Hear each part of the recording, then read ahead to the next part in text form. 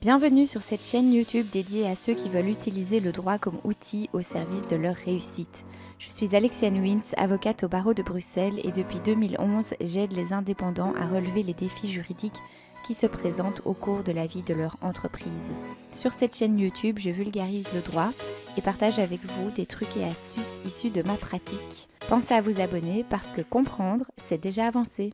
Bonjour, bienvenue dans cette nouvelle vidéo. Aujourd'hui, sujet crucial lorsque l'on démarre son entreprise. Qui sont nos clients? Eh bien oui, si vous démarrez une activité commerciale, eh bien il va falloir générer des revenus et ces revenus vont venir de la part de personnes bien spécifiques et ces personnes sont vos clients. Et oui, parce que parfois quand je pose la question à mes clients justement de savoir qui sont vos propres clients, avec qui êtes-vous en relation contractuelle, en relation commerciale, eh bien la réponse n'est pas toujours si évidente que ça. Et il peut aussi y avoir plusieurs catégories de clients différents.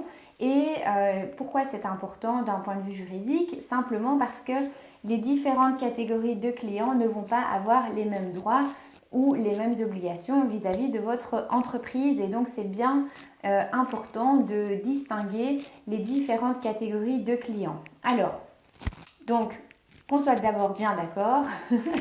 Donc, le client, c'est la personne qui vous paye. C'est la personne à qui vous allez envoyer des factures. C'est la personne de qui vous allez recevoir de l'argent. Ça, c'est la manière la plus simple que j'ai trouvée pour vous expliquer ce qu'est un client et comment vous pouvez du coup vous dire « Ah ben oui, je reçois de l'argent de tel et tel type de personnes ou de société ou autre. » Bon, c'est donc ça qu'on va voir dans cette vidéo. Les premiers types de clients que vous pouvez avoir, ce sont d'autres entreprises. C'est ce qu'on appelle le B2B, c'est business to business. Ça veut dire que vous vendez des produits ou des services à d'autres entreprises. Typiquement, quand vous faites appel à des fournisseurs, vous êtes client d'une autre entreprise. Cette entreprise-là fait du B2B. Ok? Donc ça, c'est à voir un petit peu. Est-ce que vous êtes avec des clients professionnels, avec des sociétés, des indépendants, maintenant aussi des associations? Est-ce que vous êtes en relation avec d'autres entreprises? Première catégorie de clients. Ces clients-là, ils n'ont pas la protection que l'on octroie par la loi aux consommateurs. Ça veut dire qu'avec vos clients entreprises, vous avez une plus grande liberté contractuelle. Vous pouvez plus facilement faire des contrats, avoir des conditions générales qui soient adaptées à une activité entre entreprises. Ok? Ça, c'est une première catégorie de clients. La deuxième catégorie de clients, ça va être les consommateurs. Les consommateurs, c'est qui?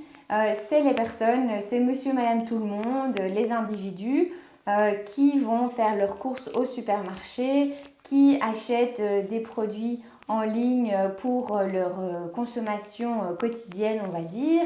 Ce sont en tout cas des personnes physiques et qui n'achètent pas vos produits ou vos services dans le cadre d'une activité qui serait commerciale, artisanale, enfin professionnelle en tout cas. Donc là aussi, faites bien attention parce que parfois, vous pourriez avoir des clients qui soient à la fois consommateurs et à la fois professionnels. Ils auraient les deux casquettes, mais dépendant un petit peu du moment auquel ils achètent vos produits ou vos services ou de la casquette justement qu'ils ont au moment où ils font leur achat. Par exemple, lorsque vous allez dans un magasin, dans une grande surface par exemple, le week-end pour acheter vos petits plats pour manger, pour manger le soir par exemple, eh bien, lorsque vous achetez vos petits plats préparés, ce n'est pas dans le cadre de vos activités professionnelles, c'est dans le cadre de votre vie privée. C'est un acte que vous faites en qualité de consommateur. Mais par exemple, vous pourriez retourner dans cette même grande surface pour acheter du papier pour votre imprimante. Et là, quand vous allez payer, vous allez ensuite demander une facture pour votre rack de papier que vous avez acheté. Et là, en fait, vous allez dans le même magasin, mais une fois en qualité de consommateur, une fois en qualité de professionnel d'entreprise. Ok, donc là, ça peut être deux choses différentes et vous pouvez avoir un même client qui soit de temps en temps consommateur, de temps en temps professionnelle. Un autre exemple, par exemple, si vous avez une boulangerie et donc vous avez votre boutique, vous vendez du pain tous les jours aux passants qui viennent chercher leur pain chez vous. Et puis, de temps en temps, vous pouvez avoir aussi d'autres clients qui vous disent « Ah, ben écoutez, voilà, on a une réunion sur le temps de midi, on a un petit lunch à préparer. Est-ce que vous pouvez nous faire un petit plateau de sandwich à nous livrer pour ce midi ?» Et là, vous dites « Ben oui, évidemment, parce que vous êtes une super boulangerie, ben vous allez dire oui à votre client. » Et là, votre client, il va dire « Ok, ben voilà, je vous passe la commande, on sera une quinzaine de personnes. Voilà l'adresse où il faut livrer les sandwichs.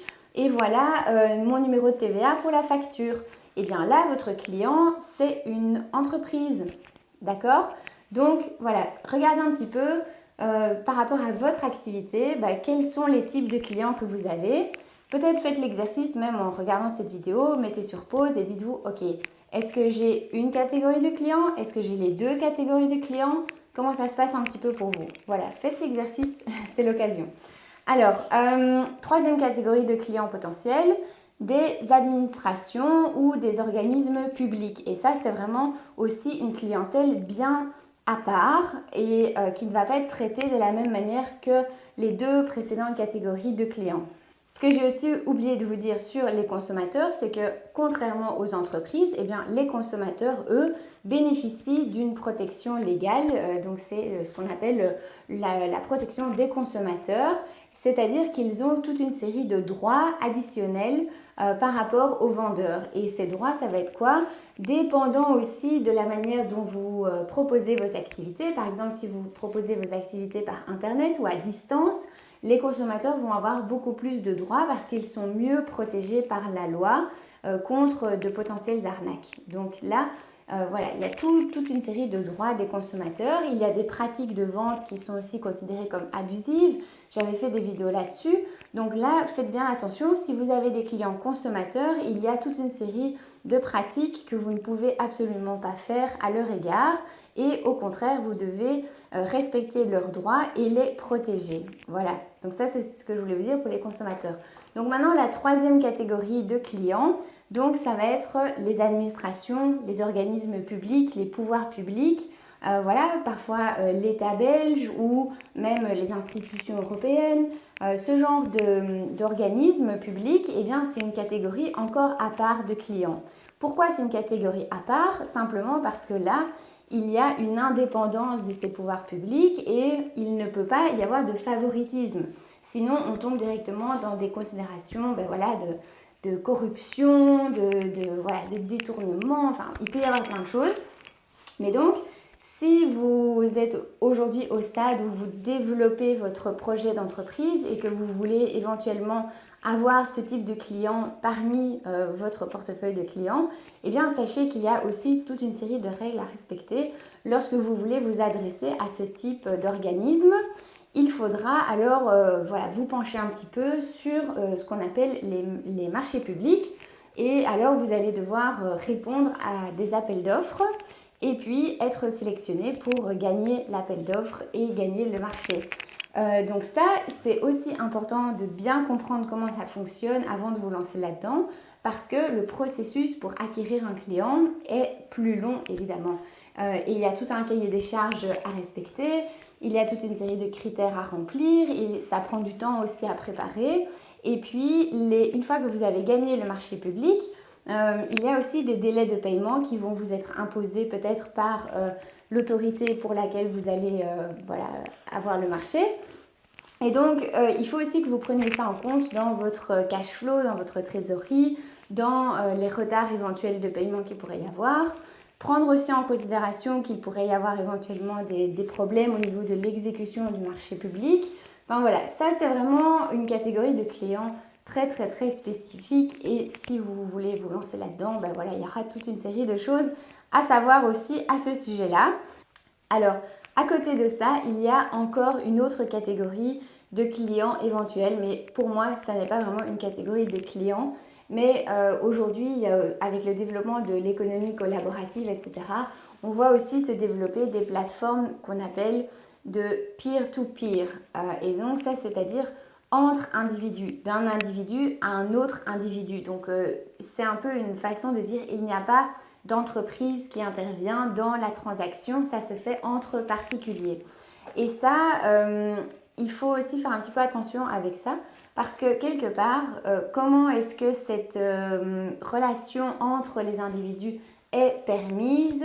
C'est via la plateforme qui les met en relation, c'est via l'entreprise qui gère cette plateforme que ces échanges, que ces relations-là peuvent être créées, peuvent être développées. Mais ici, il faut aussi bien vous dire, si vous êtes cette entreprise qui est derrière la plateforme, eh bien, de nouveau, revenir à la question de départ, de qui va venir l'argent que vous gagnez. Et ça, c'est la question cruciale pour savoir qui sont vos réels clients. Et par exemple, si vous avez une plateforme et que vous permettez les échanges entre particuliers, mais que vos revenus viennent exclusivement de la publicité, très bien. Alors, vos clients, ce sont les personnes qui mettent de la publicité sur votre site et qui qui profitent de la plateforme pour acquérir de la visibilité. Mais donc, vos revenus viennent des personnes qui mettent la publicité sur la plateforme. Donc, ce sont ces personnes-là, vos clients. Donc, on est de nouveau, si ce sont des gens qui font de la publicité, souvent ce seront des entreprises, donc ce sera du B2B, ok ? Donc ça, toujours voir un petit peu d'où viennent les revenus. Si au contraire, vous faites une plateforme de ce type et qu'en fait, vous gagnez des revenus parce que les gens souscrivent en fait à un service payant pour être sur la plateforme, pour utiliser votre plateforme, eh bien, ce sont les personnes qui ont souscrit à l'abonnement qui seront vos clients. Voilà, donc ça revient toujours un petit peu dans les mêmes catégories, mais posez-vous vraiment cette question, quelles sont les sources de vos revenus, d'où viennent-elles, qui sont les personnes qui vous génèrent ces revenus. Ok, voilà, donc ça c'est ce que je voulais vous partager dans cette vidéo. J'espère que ça vous a plu, que vous avez appris quelque chose. Si c'est le cas, mettez un petit pouce bleu. Et puis moi je vous souhaite un très bon week-end. Abonnez-vous à la chaîne YouTube, allez voir les précédentes vidéos si vous débarquez sur cette chaîne. Il y a plein de choses à apprendre. Et moi je vous donne rendez-vous la semaine prochaine pour une nouvelle vidéo. Ciao ciao!